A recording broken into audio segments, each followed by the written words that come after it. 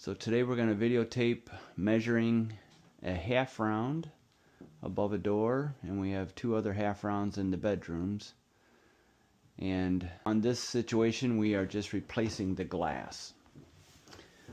But the same measurement would go into effect if we were also replacing the entire frame. So what we're going to do is measure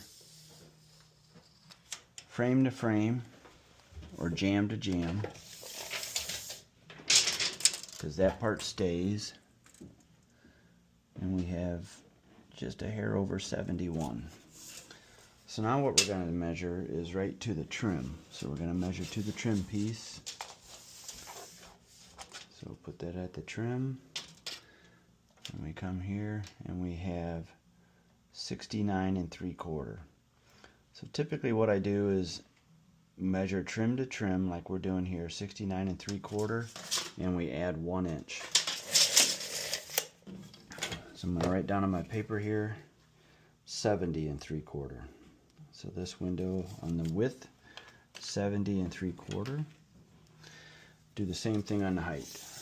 I'm going to measure top of the trim to the bottom of the trim, 34 1/8. So I'm going to write down 35 1/8, and that will be the size of the IGU, which is insulated glass unit. Let's double check that. Now frame to frame, that's about 35 3/8. So leaving about 1/8 at the bottom and 1/8 at the top would be 35 1/8. So 70 3/4 gives us about 1/4 inch of play there. 35 1/8 gives us about 1/4 inch of play there. I might want to just subtract 1/8 inch on both just to make sure that we have plenty of clearance. But by looking at it, it looks like when you look at the spacer out there, it looks like that glass definitely goes to this level. There are some windows that have, when you remove this trim piece, there is actually a lip, and it's deceiving because then your glass needs to be smaller. So I've been caught into some situations like that. But looking at the spacer all the way around, it looks like it goes pretty far up, and it's probably up into this frame area, so I don't think that'll be an issue on this one. Alright, let's go into the bedrooms and take a look at those.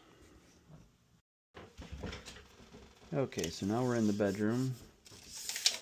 I'm going to measure from the trim to the trim on this little half round, 25 and almost 3/8. So I would make this glass 26 3/8 minus 1/8, so 26 1/4.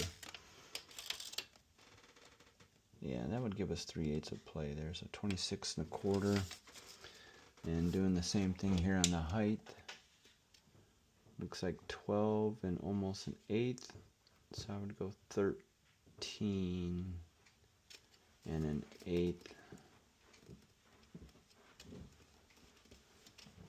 Yeah, it looks like 13 1/2 is the height. So maybe 13, and maybe 13 1/16. On glass, they can get it down to the 32nd if we want to. So we can get very specific on glass sizes. On vinyl window sizes, we have to be to the nearest 1/8. Okay, so that should take care of this one. This one's a little tougher. We have to dig out all the screw heads. So we'll dig all this putty out of each one, find them. He wants to preserve the wood trim grids, and so we'll reuse this wood trim. The homeowner might need to do a little touch up where we dig this out. Usually we're able to caulk this and make that look pretty clean, so there's not a lot of touch up, but there might be a little touch up where all these screw holes are. And when we remove these pieces, sometimes we'll take the oscillator and shorten it by 1/8 inch or 1/4 inch. And that'll allow us to get these pieces in and out a little easier without damaging the frame. Alright, so that should be it for this one.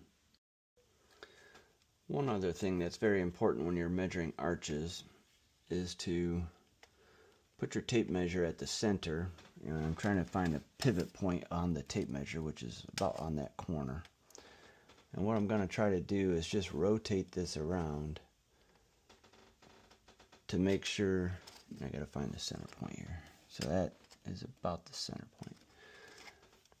Rotate your tape measure around and just make sure that it is a true arch. And it looks like this is. So, because I have run into situations where the arch in these areas are tapered down. Not so much on half rounds, but on quarter rounds. So I've done quarter round window units where I'll get a true measurement here and here, but then this measurement is shorter than these two, and you wouldn't expect that. You would expect a quarter round to be an equal measurement all the way around, and that's bitten me a couple times in the past, where it's very important to make sure that that arch dimension is all the way consistent, to make sure it's a true half round or a true quarter round, and not some type of elliptical dimension. Okay, we're at the third window here. And one thing that I forgot to mention in the other videos is you have to measure the thickness of the glass, and that's called the overall thickness. So this one's actually broken where I can measure in here, and it looks like it's measuring from the inside of that glass to the outside of this glass is about 7/8.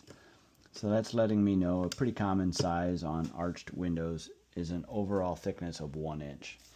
So we can do the standard 7/8 or 1 inch on this particular IGU.